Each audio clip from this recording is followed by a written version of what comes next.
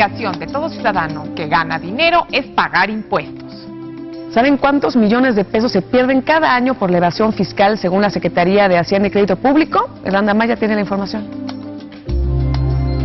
Según la Secretaría de Hacienda y Crédito Público, en México se pierden en promedio 317,000 millones de pesos por la evasión fiscal al año. Esta cantidad representa más de 14 veces el presupuesto de la UNAM en el 2010 o casi 4 veces el presupuesto destinado al programa Oportunidades, que atiende a 6,500,000 mexicanos en pobreza extrema.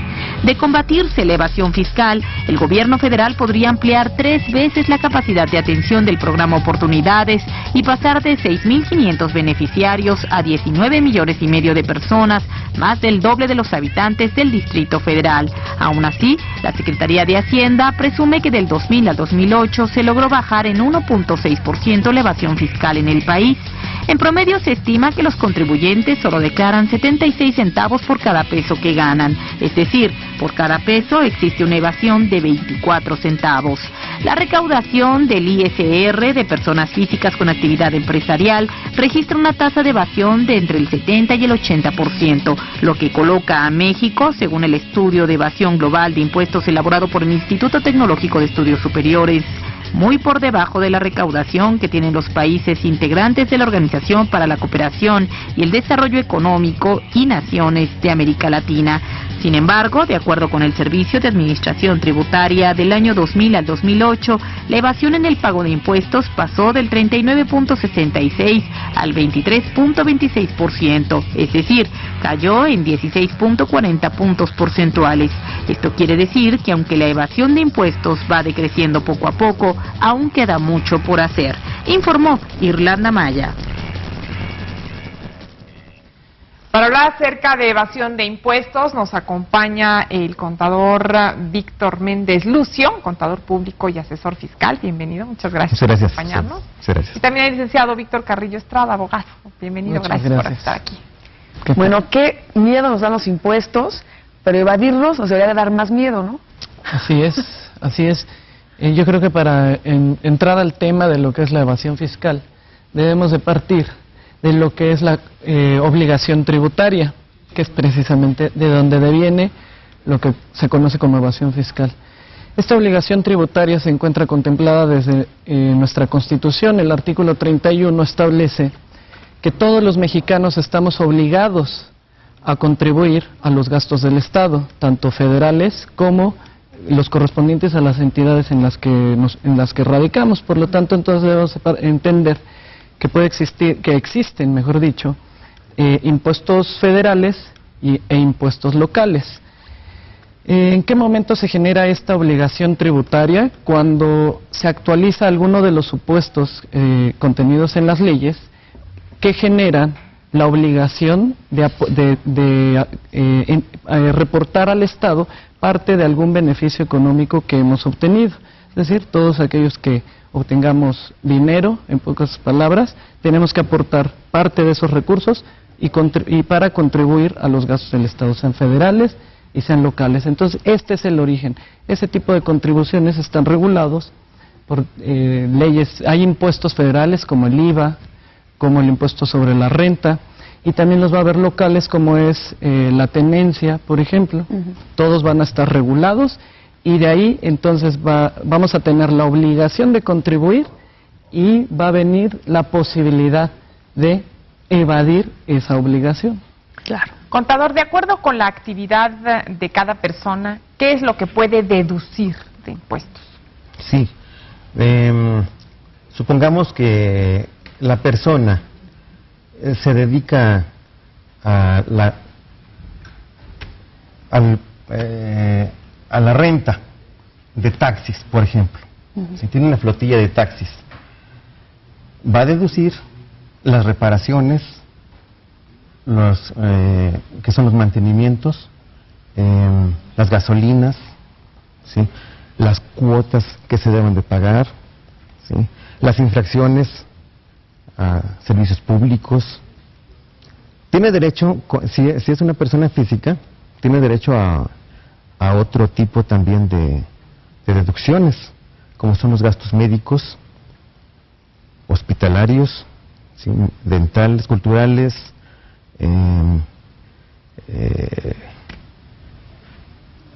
Aparte, la reducción de aquellos pagos que haya realizado durante los meses que haya ido calculándose el impuesto. Que es el acreditamiento de los meses anteriores. No, y para saber todo esto, tenemos que asesorarnos bien y tener una persona que nos pueda ayudar en esto, porque muchas veces una persona quiere hacerlo él mismo, y con los cambios también que ha habido, que ya también pues son facturas electrónicas y todo este tipo de cosas, se tiene que capacitar la persona si lo quiere hacer él mismo, o es recomendable que esté asesorado y tenga un contador. Efectivamente. Claro, la misma Secretaría de Hacienda proporciona capacitación. Si uno acude, le explican cómo se hace el llenado de formatos, cómo se hacen las declaraciones vía internet, cómo obtener su firma electrónica, cómo cumplir con las obligaciones. Lo que el Estado pretende como una estrategia es facilitar los trámites, facilitar a los gobernados la forma en la que estos puedan precisamente dar cumplimiento a estas obligaciones fiscales como contribuyentes. Sí. Por lo tanto, uno puede acercarse, cualquier persona puede acercarse a la Secretaría y puede recibir precisamente la capacitación para el llenado, para la obtención de firma electrónica, facturación electrónica, todo pues con el fin de que cumplan con su obligación. ¿Cómo se puede lograr que el comercio informal pague impuestos? Es muy complicado. Al no tener un registro, al no saber cuánto ingresa, cuáles son los gastos operativos, es muy difícil regularlo. Yo considero que más que pensar en tener más contribuyentes cautivos, la estrategia debería de ser gravar cuestiones estratégicas, como es las cuestiones energéticas, cuestiones... Efectivamente, perdón, que te interrumpa, sí. Existe la economía subterránea, ¿sí? Ahí hay una fuerte evasión de impuestos, que es el tema que estamos tratando precisamente, ¿no? Efectivamente, como dice aquí el abogado, es algo sumamente difícil. No es imposible, es muy difícil. Las autoridades hacendarias han creado mecanismos para combatir la evasión fiscal, ¿sí? O como lo dice el artículo 108 del Código Fiscal de la Federación, ¿no? La defraudación fiscal, ¿no? Porque como evasión fiscal no está tipificado como tal, ¿no? Sino como una defraudación fiscal, pero bueno, seguimos como evasión fiscal. Entonces sí es un tanto difícil, muy difícil de someter a todas estos contribuyentes, personas físicas, inclusive personas morales, ¿no? Personas físicas que se dedican, yo dijera personas físicas, porque inclusive esa economía subterránea no están dadas de alta. Exactamente, está muy difícil pues ver que estas personas trabajan así, están recibiendo una cantidad de dinero que no están pagando ni un centavo por estarlo haciendo, y mucha gente a lo mejor dice, bueno, pues mejor me voy al comercio informal porque si estoy haciendo todo bien, pago un chorro de impuestos. Sí. Entonces como que se tiene que regular pues hasta el comercio informal, porque si no, pues no es justo para los que sí pagan, ¿no? Pero fíjate que hay algo bien interesante, digo, si realmente se quisieran someter este tipo de contribuyentes de la economía subterránea, es bien sencillo, se evitarían el andarse ocultando subterráneamente, pagando una cuota bimestral, ¿sí? Que es única, para los denominados pequeños contribuyentes. Digo, puede ser, ¿no? Hay mucho pequeño contribuyente, muchísimos, son millones. Una cuota que puede oscilar desde unos 200 pesos, unos 300, es bimestral, incluye el pago del IVA, ISR y ETU, ¿sí? Entonces sería una forma, pero necesitamos la colaboración de esos contribuyentes. Las autoridades hacendarias, por sí solas, pues no pueden, es muy difícil, ¿sí? Tendrían que levantar la mano y decir, yo me quiero someter, ¿verdad? Yo creo que... Es muy difícil. Entonces para eso se ha creado la reforma fiscal, que año con año la venimos conociendo, ¿no? Que luego es el 31 de diciembre y todavía no se aprueba. ¿A dónde va encaminada la reforma fiscal? Las modificaciones, son las modificaciones a nuestros artículos tributarios, ¿sí? Para que, dándonos la oportunidad ¿sí? A que no cometamos ese tipo de cuestiones de evasión, dándonos esas facilidades administrativas, ¿sí? Por otro lado, pues también somos muy aprovechados, ¿no? Hablando en general. Tratamos de eludir en base a la ley. Compran facturas, hacen cosas. Ahora con las electrónicas no sé si eso sea posible, porque ya está, digamos, más fiscalizado, ¿no? Todo cuando es de manera electrónica. Sí, ya no es posible, ¿no? Ya definitivamente. Yo meto una factura apócrifa, ¿sí? Y de inmediato, por la declaración informativa de operaciones con terceros, abreviaturas DIOT, ¿sí? Que es la informativa, ahí van todos los datos de ese documento, de esa factura que es apócrifa. Entonces, de inmediato, uno presenta la declaración y de inmediato, en ese momento, la Secretaría de Hacienda ya nos está mandando un correo electrónico, el cual el mismo día ya se está dando cuenta si es correcta el documento de la factura. Entonces, sí, es imposible, sí, pero pues existen otros mecanismos, ¿no? Para llevar a cabo la evasión fiscal, que es el actuar de una forma descabellada, digamos, por demás, ¿por qué no decirlo, no? Majadera, porque es que estoy viendo los números, estoy viendo los impuestos que hay que pagarlos.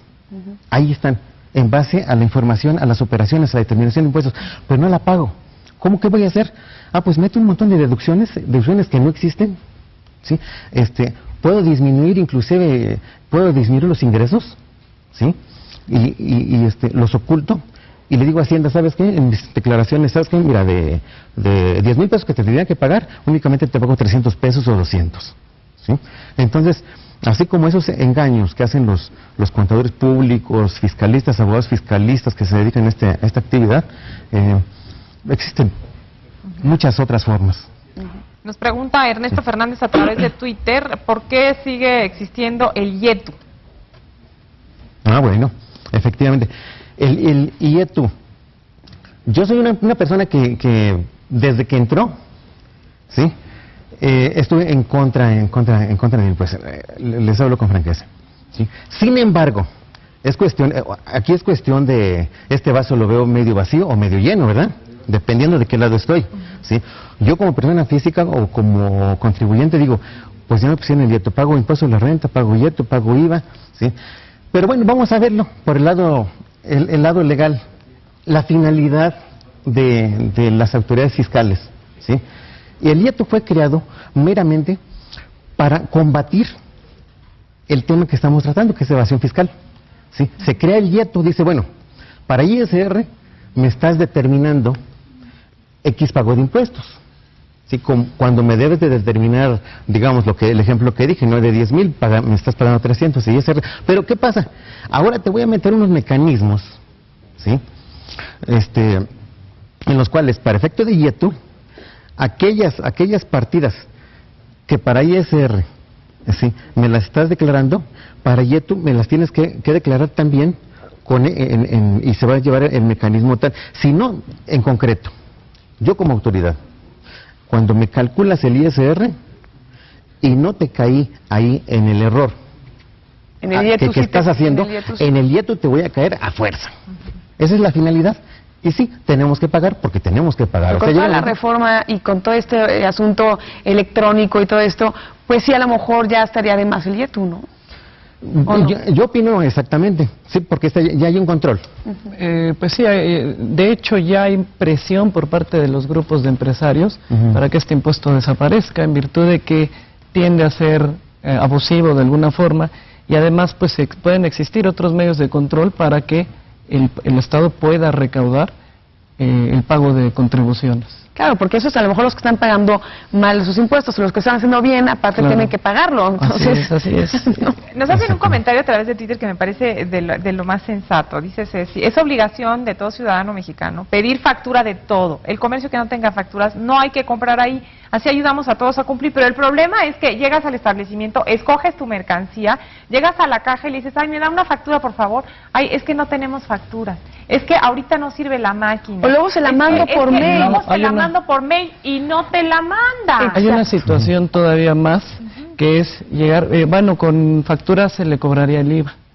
Entonces también mucha gente dice, no, sin factura, por favor. Esto no solamente se da en la cuestión de la compra de algunos artículos en algunos establecimientos. Oiga, ¿me puede dar una factura? Sí, claro, nada más que se tiene que cubrir el IVA, sino también en la prestación de muchos servicios profesionales, cuando uno requiere los servicios de un médico, de un abogado, de un contador. Hay quienes hacen el cuestionamiento al cliente y le dicen, bueno, ¿con factura o sin factura? Pues no, con factura, yo quiero que usted me dé factura. Ah, bueno, pues se le tiene que cobrar el IVA entonces, o el impuesto correspondiente si es que es por honorarios. Ahora, una ventaja es que tengo entendido que a partir de, desde hace un tiempo ya, lo que se paga con tarjeta de crédito y aparece el RFC ahí en el estado de cuenta, ya con eso se puede deducir y ya la persona está obligada a pagar el impuesto, ¿no? Desde luego. Entonces ya con eso uno puede deducir.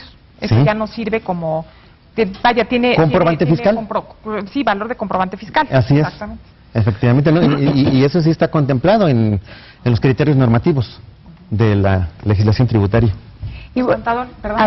Ya no hay tiempo para otra pregunta, pero luego la hacemos en otro momento. Contador, licenciado, muchas gracias por habernos acompañado. Estoy a sus órdenes. Muchas gracias. Muchas gracias. Y bueno, en relación a la evasión de impuestos, la respuesta digital con Daniel Escalante.